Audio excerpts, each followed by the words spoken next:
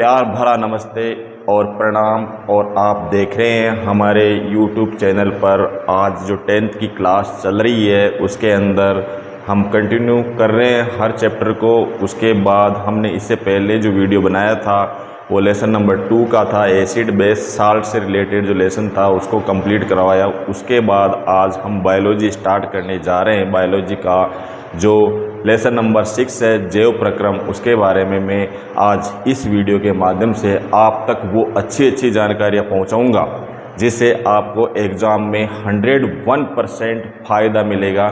इसलिए आपको देखना है, लगातार अंत तक बना रहना है वीडियो के साथ। तो देखिए, अब हम आज आपको बताएंगे जैव प्रक्रम के बारे में। इससे पहले मैं आपको बता दूं कि जो अपन ने जो हमारा जो ग्रुप है उसके अंदर 10th क्लास का ग्रुप बना हुआ है माध्यमिक शिक्षा बोर्ड का, उसके अंदर सारे नोट्स PDF नोट्स मैंने डाल दिए हैं। जो आज जो वीडियो बना रहा हूँ, आज जो ये शूट कर रहा हूँ वीडियो, उसका जो सारे PDF नोट्स है वो मैंने आपके जो व्हाट्सएप ग्रुप में जुड़े हुए हैं उनके साथ शेयर कर दिए हैं। उनको देखना आपको अपनी नोटबुक के अंदर, उनको नोट करने के बाद, उसको समझने के बाद इस वीडियो को उसके साथ देखना है। टॉपिक वाइज टॉपिक आपको बहुत अच्छी तरह से ये चीज़ समझ में आएगी। तो हम बात करेंगे जैव प्रक्रम के बारे में। तो उससे पहले मैं मेरा नाम बता दूं, मैं नीरज कुमार मीणा और देवली से बिलोंग करता हूं। तो अब देखिए, हम आपको बताएंगे कि जैव प्रक्रम क्या होता है। जैव प्रक्रम के बारे में हम पढ़ेंगे आज हमारे इस सेशन के अंदर। जैव प्रक्रम जो लाइफ प्रोसेस होता है 10th क्लास के सिलेबस के अंदर दिया हुआ है, 6 नंबर का लेसन है ये, तो इसको हम कंटिन्यू कर रहे हैं। तो आपको PDF नोट्स के अंदर सबसे पहले दिया हुआ होगा जैव प्रक्रम। जैव प्रक्रम के अंदर बताया गया होगा, डेफिनेशन लिखी हुई है, आप देख सकते हैं, अभी देख सकते हैं। तो आप देख के मुझे बताइए कि आज अब देखो उसके अंदर क्या लिखा हुआ है कि जैव प्रक्रम उसे कहते हैं जो जीवन जीने के लिए, हम जो जीव जंतु जो भी है जीवन जीने के लिए या जीने के लिए या उसके अनुरक्षण के लिए जो क्रियाएं करते हैं उसको जैव प्रक्रम कहा जाता है। किस तरह से, जैसे हमारे को जीवन जीने के लिए किसकी आवश्यकता होती है, हम खाना खाते हैं तो पाचन की आवश्यकता होती है, सांस लेते हैं तो श्वसन क्रिया की आवश्यकता होती है, उत्सर्जन क्रिया की आवश्यकता होती है। इस तरह की एक्टिविटीज़ है जो हमें करनी पड़ती है हमारे जीवन को अनुरक्षण करने के लिए, हमारे जीवन को यापन करने के लिए। तो जीवन जीने के लिए जो हम क्रियाएं करते हैं सभी जीव जंतु मिलकर, तो उसी को क्या बोलते हैं, जैव प्रक्रम बोलते हैं बच्चों। तो अब देखिए, मैं आपको टॉपिक वाइज टॉपिक में डायग्राम के साथ देखो समझाने का मैंने प्रयास किया है, क्योंकि छोटे बच्चे 10th क्लास के तो समझ नहीं पाते, तो उस हिसाब से मैंने प्रयास किया है। देखो समझना ध्यान से, मैं डायग्राम बनाऊंगा। डायग्राम कोई सा भी हो सकता है, आपसे बुक से रिलेटेड, बस ओनली मेरा उद्देश्य यही है कि आपको जैव प्रक्रम के बारे में समझ में आए और एग्जाम के अंदर बहुत अच्छी तरह से आप लिख पाए। तो उस हिसाब से समझाने का प्रयास किया है। तो सबसे पहले देखो, आपने हमारा हम क्या ले लेते हैं, हमारा परिवार ले लेते हैं। हमारे परिवार के अंदर ये क्या है, लोग है, ये अपना छोटा भैया है, और ये क्या है, हमारे परिवार के लोग हैं, ये लोग हैं। या फिर हम ले लेते हैं कोई जीव जंतु जिसका हम डायग्राम बना लेते हैं। सिंपल सा डायग्राम बनाएंगे, सिंपल सा अपन सिंपल सा डायग्राम बना लेते हैं। जैसे ये क्या बना दिया मैंने, आपको पहचान में आ गया होगा बच्चों, सब पहचान में आ गया। जैसे ये ले लिया हमने, क्या ले लिया, रेट बोलते हैं ना, खरगोश ले लिया, या जीव जंतु हो गया। या फिर आपने ले लिया कोई भी पेड़ ले लो आप, ये पादप हो गया। हम इन्हीं के बीच में प्रत्यक्ष और अप्रत्यक्ष रूप से इन्हीं के बीच में रहते हैं। हम है सब जीवों के अंदर आते हैं, जीव जंतु के अंदर आते हैं। तो हम क्या करेंगे बच्चों, हमारी जो ये जीने के लिए जो क्रियाएं हैं, अब इन सबको जीने के लिए क्या करना पड़ेगा, भोजन करना भी पड़ेगा, उसका पाचन भी करना पड़ेगा, उत्सर्जन भी करना पड़ेगा, श्वसन क्रिया भी होगी। तो इनको जीने के लिए इन सब क्रियाओं की आवश्यकता होती है, और इन प्रक्रियाओं को हम सम्मिलित रूप से क्या बोल देते हैं, जैव प्रक्रम बोल देते हैं। तो आपको ये कंसेप्ट क्लियर हुआ होगा। इन सभी को क्या है, जीवन यापन करना है, जीवन यापन करना है। और जीवन बनाए रखने के लिए कुछ क्रियाएं होती है, जैसे श्वसन है, पाचन है, मैंने सारी चीज़ बता दी आपको। ये माइंड में ये डायग्राम, आप 10th क्लास 10th स्टैंडर्ड के अंदर हो तो ये डायग्राम आ गया आपके पास। ये जीव जंतु है, इनको जीने के लिए कुछ क्रियाएं करनी पड़ती है। तो ये क्या कहलाता है, जैव प्रक्रम कहलाता है। ठीक है, अब देखिए सेकेंड टॉपिक, आपके पीडीएफ नोट्स के अंदर जो सेकेंड टॉपिक दिया हुआ है उसको समझना बच्चों ध्यान से। अब देखो मैंने लिखा है सेकेंड टॉपिक के अंदर पोषण लिखा है, आपके क्या लिखा है, पोषण। अब सुनना ध्यान से, पोषण को हिंदी में बोलते हैं न्यूट्रिएंट्स बोलते हैं, सॉरी न्यूट्रिशन बोलते हैं,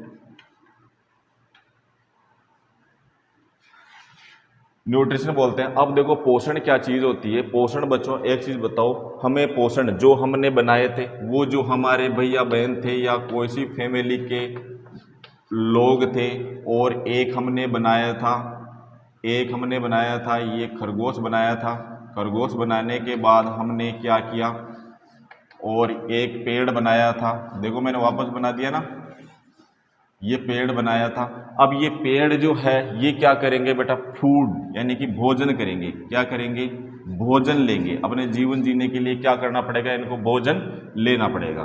क्या लेना पड़ेगा, भोजन। भोजन लिया। अब न्यूट्रिशन का मतलब क्या होता है कि ये भोजन करते हैं और किसके लिए करते हैं, अपने स्वस्थ रहने के लिए और उसके विकास के लिए। किसके लिए, स्वास्थ्य के लिए और वृद्धि के लिए। स्वास्थ्य और वृद्धि के लिए क्या किया जाता है, बताओ। थोड़ी सी बात समझना कि ये जीव जंतु है जो भोजन क्यों करते हैं। न्यूट्रिशन, पोषण का मतलब क्या हुआ, यानी कि ये अपने स्वास्थ्य के लिए और इनके शारीरिक विकास के लिए क्या करते हैं, भोजन करते हैं। इसी को बोलते हैं पोषण। क्या बोलते हैं, इसी को क्या बोलते हैं, पोषण। नेक्स्ट चलिए, थर्ड वाला टॉपिक था अपना।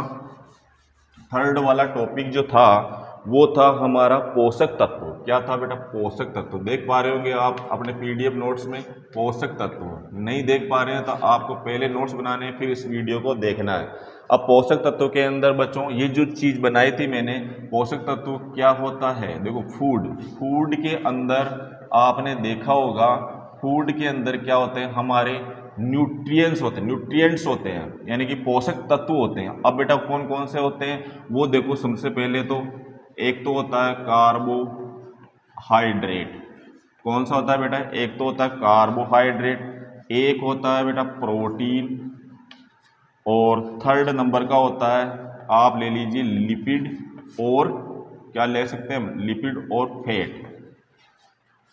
ये ध्यान रखना, यानी कि हिंदी में कार्बोहाइड्रेट, प्रोटीन और लिपिड, यानी कि इस भोजन के अंदर ये पाए जाते हैं। क्या पाए जाते हैं, कार्बोहाइड्रेट पाया जाएगा, प्रोटीन, लिपिड, फैट। जो आगे के लेसन, आगे जो वाला जो वीडियो बनेगा उसके अंदर डाइजेशन सिस्टम जो समझाया जाएगा, उसके अंदर ये सारी चीज़ें क्लियर कर दी जाएगी आपके, कि हम जो भोजन लेते हैं उनके अंदर कार्बोहाइड्रेट, प्रोटीन और लिपिड और फैट पाया जाता है। इन्हीं को हम क्या बोलते हैं, पोषक तत्व बोलते हैं। ये होना जरूरी है, इसी को बोलते हैं हम न्यूट्रिएंट्स। क्या बोलते हैं, न्यूट्रिएंट्स।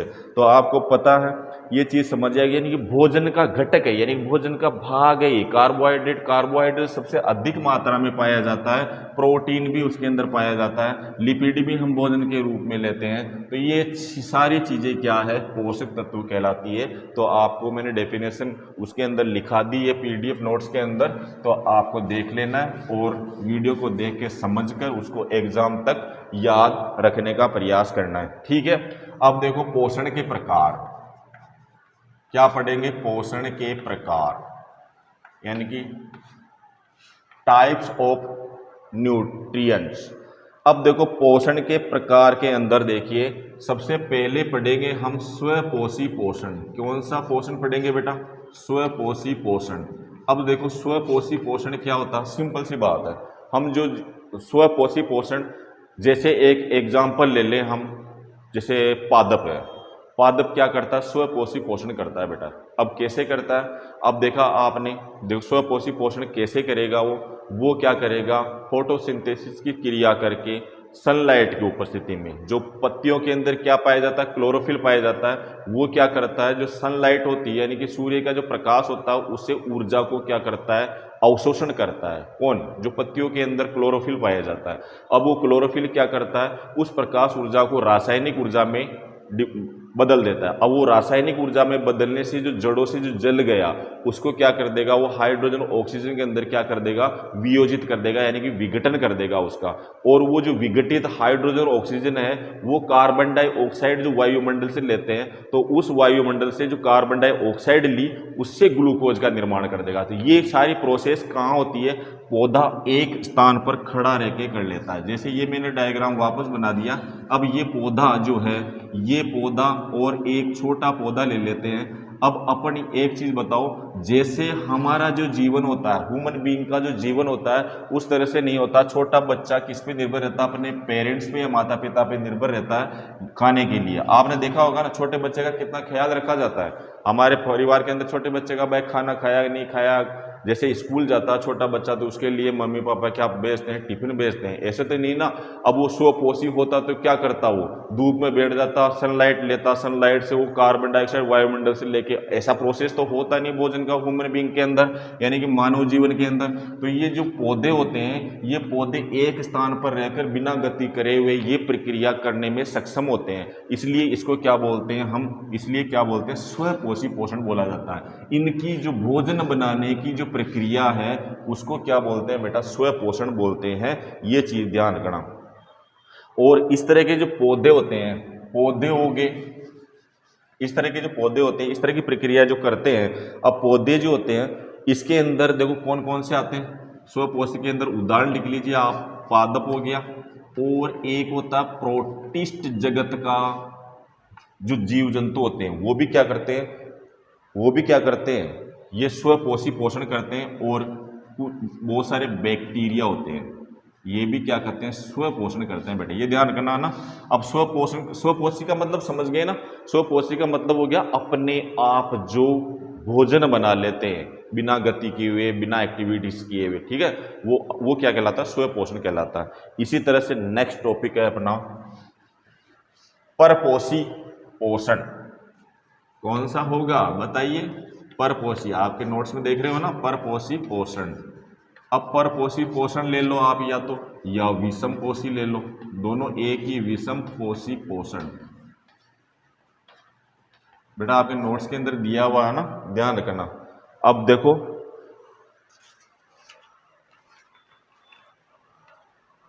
परपोषी के अंदर क्या होगा, अब इसके अंदर भोजन के लिए दूसरों पर निर्भर रहेंगे भाई। अब सुनना ध्यान से, हम वापस चलते हैं वहीं पे जहां अपन पहले थे। हमारा हम कौन है, ये है हम। हमारे आसपास क्या रहते हैं बेटा, पेड़ पौधे रहते हैं, रहते नहीं रहते।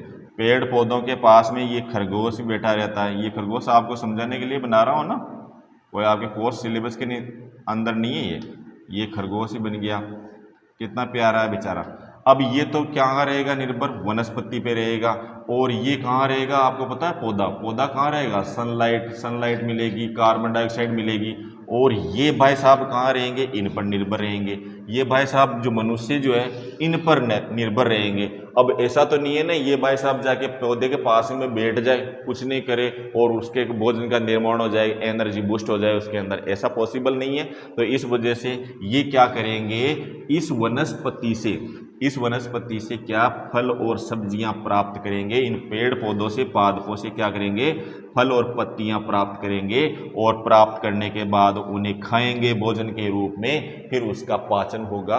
तो ये वाली प्रक्रिया देखो, एक दूसरे पे निर्भर हो गए ना। तो मनुष्य किस पे निर्भर है, मनुष्य भी दूसरे पे निर्भर है।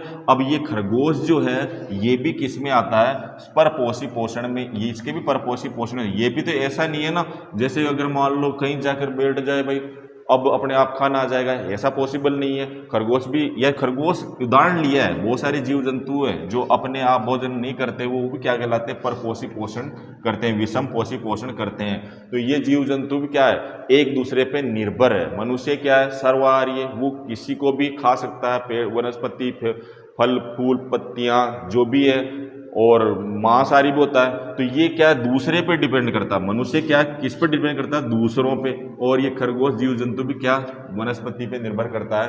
तो इनका भोजन जो है वो किस पर निर्भर करता है, दूसरों पे निर्भर करता है। इसलिए इसको क्या बोलते हैं, परपोषी पोषण और विषम पोषी पोषण कहा जाता है। वो यानी कि भोजन के लिए दूसरों पर निर्भर रहना। अब देखो पेड़ पौधों में जो पोषण होता है बेटा, मैं सारी चीज़ बता रहा हूँ आपको। पेड़ पौधों में जो पोषण आपके सिलेबस के अंदर दिया हुआ है, पेड़ पौधों में जो पोषण होता है वो कैसे होता है। पेड़ पौधों में पोषण, सिंपल सिंपल समझना, मैं बस आपको समझाने का प्रयास कर रहा हूँ। नोट्स तो आपको पहुँच ही गए, नोट्स नहीं पहुँचे, एक चीज़ बताओ, नोट्स नहीं पहुँचे तो आप मेरे को, मेरे जो नंबर है 9314185803 उस पर मैसेज कर दें व्हाट्सएप नंबर से, तो मैं उस पर आपके जो नए बच्चे हैं उनके जोड़ लूँगा ग्रुप के अंदर, उसके अंदर डाल दूंगा, ठीक है। अब देखो पेड़ पौधों में पोषण कैसे होता है। जैसे पेड़ बना दिया अपन ने, चलो बना देते हैं, कोई बात नहीं, पेड़ बनाना अपने हाथ में ही है। ये जैसे पेड़ है, एक ही उदाहरण लेंगे हमारा ना, ऐसे नहीं जो आप पूरा जंगल बना दो सर। अब ये पेड़ है, अब देखो पेड़ जो है वो क्या करेगा बच्चों, ये क्या है, हमारे सूर्य भगवान, क्या है ये, इनसे क्या लेगा ये प्रकाश, यानी कि इसको बोलते हैं सनलाइट। क्या बोलते हैं, सनलाइट, यानी कि सूर्य का प्रकाश। ठीक है साहब, ले लिया साहब सर जी। अब ये सूर्य का प्रकाश लिया, अब बेटा यहां से मैं देखो एक चीज ध्यान रखना, यहां से इस पेड़ के अंदर से मैं एक चीज बाहर निकाल रहा हूं, उसको आप समझना ध्यान से। ये मैंने क्या निकाली आपको दिख रही होगी, ये है बेटा, क्या निकाल दी मैंने, एक पत्ती। सुनना ध्यान से है ना, एक पत्ती को निकाल दिया ना बाहर मैंने। अब इस पत्ती के अंदर क्या पाया जाता है बेटा, क्लोरोफिल, क्लोरोफिल। सुनना इधर ध्यान से है ना, ये क्लोरोफिल जो इस पौधे से मैंने पत्ती बाहर निकाली, इस पत्ती के अंदर क्या पाया जाता है, क्लोरोफिल। अब ये क्लोरोफिल क्या करता है, जो सनलाइट, सूर्य से जो लाइट आती है उसका अवशोषण करता है। क्या करता है, अवशोषण। समझना ध्यान से, उसका क्या कर लिया इसने, अवशोषण। यानी कि जो पौधा होता है उसकी पत्तियों के अंदर क्लोरोफिल पाया जाता है, उसका काम क्या होता है, जो सूर्य से आने वाला प्रकाश जो है, सूर्य से आने वाले प्रकाश को ऑब्जर्व करना, उसका काम क्या होता है, उसका अवशोषण करना। तो उसने क्या किया, अवशोषण किया। अब अवशोषण करने के बाद बेटा इसने क्या किया, प्रकाश ऊर्जा को, सुनना इधर, पहले बता दिया मैंने, प्रकाश ऊर्जा को किसमें कन्वर्ट कर दिया, रासायनिक ऊर्जा में, रासायनिक ऊर्जा में। याद रखना ना, बस इतनी सी ध्यान रखना। सूर्य का प्रकाश आया, पौधे से पत्ती निकली, पत्तियां पाए जाते, पत्तियों के अंदर क्लोरोफिल पाया जाता है। क्लोरोफिल का काम क्या होता है, जो सनलाइट होती है, सूर्य का प्रकाश होता है, वहां से प्रकाश को, ऊर्जा को अवशोषण करना। अब वो क्या करेगी, प्रकाश ऊर्जा जो है वो किसमें बदल जाएगी, रासायनिक ऊर्जा के अंदर बदल जाएगी। अब बेटा रासायनिक ऊर्जा में जब बदलेगी तो आपको पता है यहां से जो जड़ें हैं, जड़ें जो है ये जैसे बादल आ गए, ये बादल आ गए, यहां से क्या हुई, ये वर्षा हुई, वर्षा हुई। तो अब पौधे का जो ऊपरी हिस्सा है वहां से तो पानी लेगा नहीं, ऑब्जर्व नहीं करेगा पेड़, अब जमीन में जाएगा पानी, और जड़ों के माध्यम से, जाइलम फ्लोएम के माध्यम से कहाँ जाएगा, पत्तियों तक पहुंचेगा। इस चीज को क्लियर रखना, यानी कि जो पानी जो कहाँ जाएगा, पानी यानी कि H2O, और क्या जाएगा, खनिज तत्व, वो खनिज तत्व जो मिट्टी में पाए जाते हैं, खनिज तत्व, वो कहाँ जाएंगे बेटा, जड़ों से ऊपर जाएंगे, पौधों को मिलेंगे। तो अब ये जो रासायनिक ऊर्जा है, ये रासायनिक ऊर्जा, ये जो जल गया तो जल को किसमें विघटित कर देगा, ये हाइड्रोजन और ऑक्सीजन में, किसमें बदलेगा। सुनना इधर ध्यान से, पौधों के अंदर पत्तियां होती है, पत्तियों में क्लोरोफिल पाया जाता है। क्लोरोफिल का काम यही होता है, जो सनलाइट होती है, सूर्य का प्रकाश होता है, वहां से प्रकाश ऊर्जा को अवशोषित करना, और अवशोषित करने के बाद उसको रासायनिक ऊर्जा में बदलना। और इस रासायनिक ऊर्जा का काम ये होता है कि जो जल जो लिया गया है पेड़ पौधों के द्वारा, H2O, उसको हाइड्रोजन और ऑक्सीजन में विघटित कर देना। बस यहां तक समझ में आया। अब सुनना इधर, अब वायुमंडल से, अब पेड़ के चारों ओर क्या पाया जाता है, वायुमंडल पाया जाता है। वायुमंडल में क्या होती है बेटा, CO2, जो पौधों के काम में आती है। अब ये CO2 क्या करेगी, जब इनसे क्रिया करेगी, किससे, जो हाइड्रोजन और ऑक्सीजन से, तो क्या बना देगी बेटा, याद रखना, ये बना देगी C6H12O6। इसको बोलते हैं अपन कार्बोहाइड्रेट, या लिख लो आप ग्लूकोज। क्या बोलते हैं? ग्लूकोज। इसका निर्माण कर देगी ये। क्या? इसका निर्माण कर देगी। ये संपूर्ण प्रक्रिया होती है इसके अंदर, तो आपको ये चीज बिल्कुल ध्यान में रखनी है। और बेटा एक चीज और जरूर ध्यान रखना, देखो ऐसा होता है कि जैसे नाइट के अंदर प्रकाश संश्लेषण की क्रिया नहीं होती क्योंकि सूर्य के प्रकाश का अभाव होता है, तो उस स्थिति में पौधा क्या करेगा? जैसे बारिश का मौसम हो गया, मौसम खराब है, तो वहां पर प्रकाश संश्लेषण की क्रिया होगी। इसलिए क्या है कि पौधा जो है स्टोरेज रूप के अंदर ग्लूकोज रखता है अपने पास, स्टोर करता है वो। तो वो स्टोरेज रूप में जो ग्लूकोज रखता है वो किस रूप में रखता है तो ध्यान रखना, स्टार्च। क्वेश्चन आ सकता है, एक नंबर का क्वेश्चन आ सकता है, पौधों के अंदर जो रिजर्व फूड होता है, यानी कि जो स्टोर करके रखता है विपरीत परिस्थितियों के अंदर भोजन को काम में लेने के लिए, तो वो किस रूप में रखता है? स्टार्च के रूप में। इसको हिंदी में बोलते हैं मंड के रूप में, ठीक है। और इसी तरह से एक कंसेप्ट और बता देता हूँ, ह्यूमन बॉडी के अंदर भी इस तरह की प्रोसेस हो ही जाती है, क्योंकि हम खाना खाते हैं तो 24 घंटे तो खाते नहीं, हमारे को एनर्जी की जरूरत पड़ती रहती है। तो और इंस्टेंट एनर्जी हमारे को फूड से नहीं मिलती, क्योंकि फूड की पाचन क्रिया के अंदर जब हम खाना खाते हैं तो 3 से 4 घंटे लगते हैं हमारे को खाना पचाने में, जब जाके एनर्जी हमें मिलती है। तो आपको पता है ये तो पौधा तो किसके रूप में रिजर्व फूड रखेगा? मंड के रूप में। लेकिन ह्यूमन बॉडी के अंदर यही ग्लाइकोजन के रूप में स्टोर किया जाता है भोजन, जो विपरीत परिस्थितियों में उसको काम में लिया जाता है, ठीक है। ये चीज आपके क्लियर हुई। तो इसके बाद चलेंगे हम, आपको समझ में आ गई होगी ये तो। अब पेड़ पौधों में पोषण हो गया। अब मैं एक क्वेश्चन बोलता हूं आपको, आगे टॉपिक लिखा हुआ आपके, पादपों में भोजन बनाने के लिए निम्न सामग्री की आवश्यकता होती है। अब आपको ये तो पूरा कंसेप्ट क्लियर हो गया। अब मैं एक चीज बताऊं, पादपों को भोजन बनाने के लिए, सुनना इधर, पादपों को भोजन बनाने के लिए निम्न सामग्री की आवश्यकता होती है। लिख लो, पादप को भोजन बनाने के लिए सामग्री। अब बेटा एक चीज बताओ, सिंपल सी बात है, पूरी एक्सप्लेन कर दी मैंने चीज। अब एक बताओ, जैसे ये मैं वापस डायग्राम बना दिया, ये पौधा है अपना, सुनना है ध्यान से, ये सनलाइट है और वायुमंडल से क्या लेगा? कार्बन डाइऑक्साइड, और जड़ों से क्या लेगा? H2O और खनिज तत्व। अब देखो मैंने क्वेश्चन क्या लिखा, पादप को भोजन बनाने के लिए कौन कौन सी सामग्री की आवश्यकता होती है, तो आप क्या लिखोगे यहां पे? सबसे पहले सनलाइट, दूसरा कार्बन डाइऑक्साइड, तीसरा जल, चौथा खनिज तत्व, और क्लोरोफिल तो पौधों के अंदर होता ही है वैसे। तो ये चीजें आपको वहां पर एग्जाम के अंदर लिखनी है, ठीक है, समझना ध्यान से। उसके बाद चलेंगे अपन, आगे टॉपिक आ रहा है आपके पीडीएफ नोट्स के अंदर, प्रकाश संश्लेषण के दौरान होने वाली घटनाएं। अब सुनना इधर, ये थोड़ा इससे अलग है, क्वेश्चन है तो इससे रिलेटेड, लेकिन इससे अलग है तो थोड़ा समझना, आप ध्यान समझना ना बेटा। हाँ देखिए, मैंने लिखा प्रकाश संश्लेषण के दौरान होने वाली घटनाएं, यानी कि फोटोसिंथेसिस जो प्रक्रिया होती है उसके दौरान होने वाली घटनाएं। प्रकाश संश्लेषण के दौरान होने वाली घटनाएं आप लिख लेना।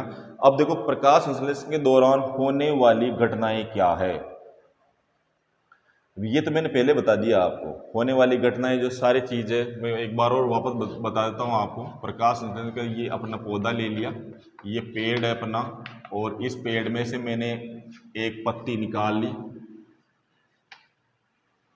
ये पत्ती होगी, और इस पत्ती में क्या पाया जाता है?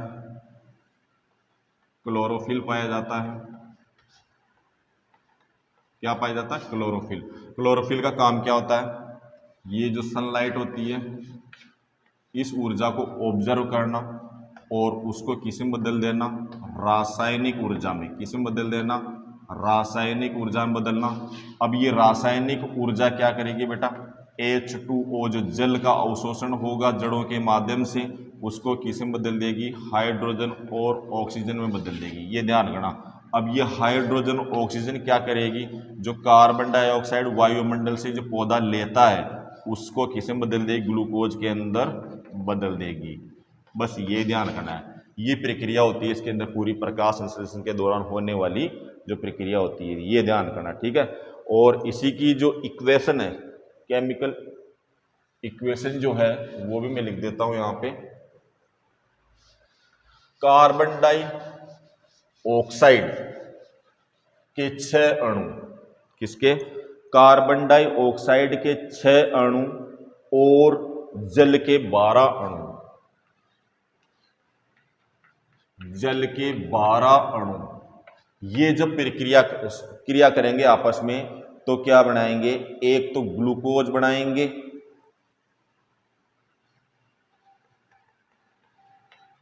और 6 बनाएंगे जल के अणु और प्लस 6 अणु बनाएंगे ऑक्सीजन के। याद रखना ना, जो कार्बन डाइऑक्साइड और जल। अब आपको पता है कार्बन डाइऑक्साइड तो कहां से मिली इसको, वायुमंडल से। कहां से मिली, वायुमंडल से। किसको, पौधे को। जल कहां से मिला, जड़ों से, ठीक है। और ये बना ग्लूकोज, कार्बोहाइड्रेट यानी कि ग्लूकोज जो बना, ये क्या है बेटा, पौधों का भोजन है ये। इसके साथ ही क्या हुआ, जल का वाष्पीकरण हुआ पत्तियों के माध्यम से। और जो ये ऑक्सीजन है तो अपन क्या कर रहे हैं बेटा, यहाँ पर इंतजार कर रहे हैं। क्या कर रहे हैं, हमारे को क्या चाहिए, ऑक्सीजन की आवश्यकता होती है। तो ये ऑक्सीजन किसने काम में ले ली, अपन जैसे प्राणियों ने काम में ले ली। तो समझ में आई, इक्वेशन समझ में आ गई आपके। चलो आगे। अब बेटा एक चीज बताओ कि आपके सिलेबस के अंदर एक चीज और दी हुई है, रंध्र, स्टोमेटा, जिसे इंग्लिश में क्या बोलते हैं, स्टोमेटा। उसके बारे में थोड़ा जान लो आप, उसके बारे में भी अपन जानेंगे। सबसे पहले तो हम बनाएंगे हमारा जो पौधा है। अब ये पौधा बनाया हमने, ये पौधा बनाया तो यहाँ से मैंने क्या निकाली, एक पत्ती निकाल ली। क्या निकाली बेटा, एक पत्ती निकाल ली। तो यहाँ से ये पत्ती निकली और ये बन गई पत्ती। अब यहाँ पर एक चीज ध्यान रखना, पत्ती की जो ऊपर वाली सतह होती है जिस पर प्रकाश गिरता है और नीचे वाली सतह होती है वहां पर रंध्र पाए जाते हैं। अब सर आप कहोगे कि सर नीचे की साइड में रंध्र पाए जाते हैं, इन्हीं को बोलते हैं अपन स्टोमेटा। क्या बोलते हैं, स्टोमेटा। याद रखना, नीचे की साइड में इसलिए होते हैं क्योंकि रंध्रों से क्या होता है, पानी भी निकलता है। और तो फिर अगर मान लो पानी की कम मात्रा होगी तो धूप के ऊपर रहेगा सूर्य के प्रकाश में, तो वाष्पीकरण क्या होगा, ज़्यादा होगा और पानी की कमी हो जाएगी पौधे के अंदर। इसलिए नीचे की साइड में क्या पाए जाते हैं, रंध्र। बेटा रंध्रों का काम, स्टोमेटा का काम होता है CO2 और O2 का आदान प्रदान, का आदान प्रदान। अब देखो रंध्र का काम क्या होता है, CO2 यानी कि गैसों का आदान प्रदान, ये समझना ध्यान से, है ना। अब देखो कार्बन डाइऑक्साइड की आवश्यकता पौधों को कब नहीं पड़ेगी, अब देखो फोटोसिंथेसिस की क्रिया होगी जब भी कार्बन डाइऑक्साइड की आवश्यकता पड़ेगी। अब फोटोसिंथेसिस की क्रिया, प्रकाश संश्लेषण की क्रिया कब होगी, जब सनलाइट होगी। और सनलाइट कब मिलेगी, दिन के अंदर मिलेगी। तो अब सनलाइट नहीं होगी जब क्या होंगे बेटा, ये स्टोमेटा जो रंध्र है ये क्या हो जाएंगे, बंद हो जाएंगे। क्या हो जाएंगे, बंद हो जाएंगे। मैं थोड़ा सा एक डायग्राम और बना देता हूँ यहाँ पे। एक हमने इस पत्ती से, सुना इधर, यही पत्ती ले लेता हूं, यहां से मैंने एक स्लाइड निकाली, नीचे की साइड में क्या है, रंध्र। सुना इधर ध्यान से, नीचे की साइड में इस पत्ती से मैंने क्या निकाली, उस रंध्र की से बना रहा हूं मैं। जो रंध्र किस तरह से पाए जाते हैं उसी रंध्र की बात कह रहा हूं मैं, ये ध्यान रखना। जो आपको बोर्ड में दिख रहा होगा, इस तरह से रंध्र पाए जाते हैं। क्या पाए जाते हैं, इस तरह से रंध्र पाए जाते हैं। तो इसको बोलते हैं हम रंध्र। ये तो क्या हो गया, स्टोमेटा यानी कि रंध्र। सुनना, और जो ये जो ऊपर येलो कलर से जो बाउंड्री बनी हुई फली के टाइप की, इसको बोलते हैं द्वार कोशिकाएं। द्वार कोशिकाएं, याद रखना, द्वार कोशिकाएं। द्वार कोशिकाएं। और ये जो ग्रीन ग्रीन से डॉट बने हुए हैं दोनों साइड में, ये कहलाते हैं बेटा हरित लवक। क्या हरित लवक, ये ध्यान रखना ना।